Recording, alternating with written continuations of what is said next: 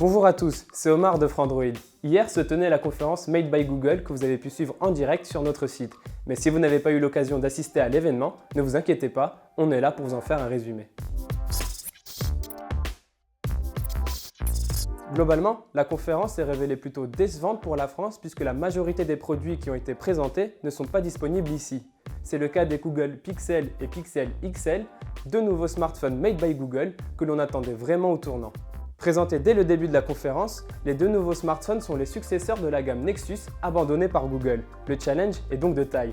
Pour le relever, Google a équipé ses produits de la version 7.1 d'Android et d'un Snapdragon 821, le dernier processeur à 4 cœurs de Qualcomm. Couplé à 4 Go de mémoire vive, il devrait permettre une très bonne puissance de calcul au smartphone. Les nouveaux téléphones sont aussi équipés d'un écran AMOLED avec une très bonne densité de pixels pour les deux appareils.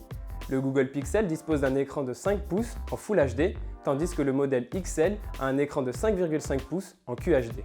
Les amoureux de la photographie seront sans doute ravis de la présence d'un capteur Sony IMX378 de 12 mégapixels, qui est équipé d'un autofocus hybride, de 3 axes de stabilisation et d'un double flash LED.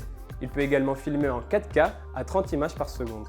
Enfin, pour séduire les utilisateurs d'iPhone, Google a même prévu un adaptateur Lightning pour transférer facilement toutes les données d'un iPhone à un Pixel. Les Google Pixel et Pixel XL sont déjà précommandables dans plusieurs pays, mais toujours pas en France actuellement. Les tarifs annoncés démarrent à 649 $.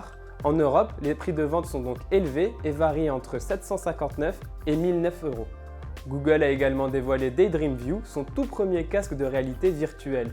Celui-ci nécessite l'utilisation d'un smartphone et sera commercialisé à 79 $, ce qui est moins cher que le Gear VR de Samsung, son principal concurrent.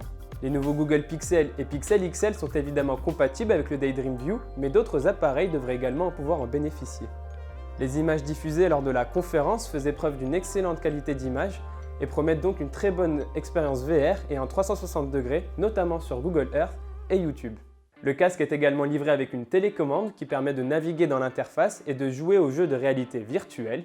Daydream View se veut léger et confortable grâce notamment à son design en microfibre. À l'instar de ses prédécesseurs, le Chromecast Ultra est une clé HDMI qui permet de diffuser du contenu audiovisuel depuis un smartphone ou un ordinateur sur une télévision via une connexion Wi-Fi. Mais le Chromecast Ultra a la particularité d'être compatible avec les flux en 4K UHD encodés en H265. Autrement dit, vous pourrez profiter d'une vidéo à la qualité maximale compressée de manière très efficace.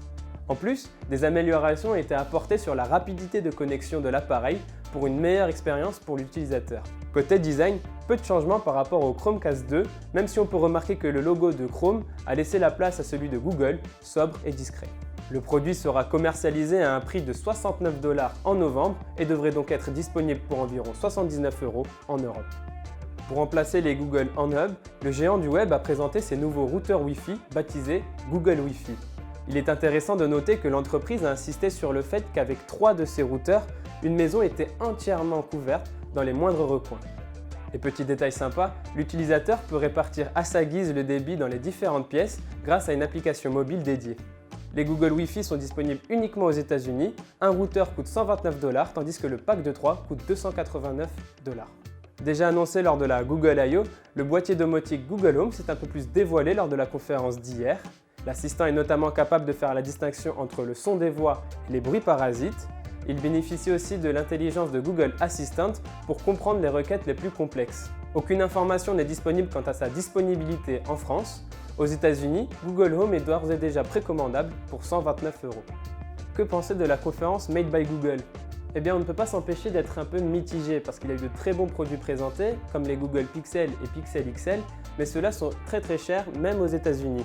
En outre, la plupart des produits qui ont été montrés hier ne sont pas disponibles en France, et on peut notamment citer l'exemple de Google Assistant qui n'est toujours pas compatible avec la langue française, ce qui est forcément dommage et nous, on ne peut pas s'empêcher d'être déçus.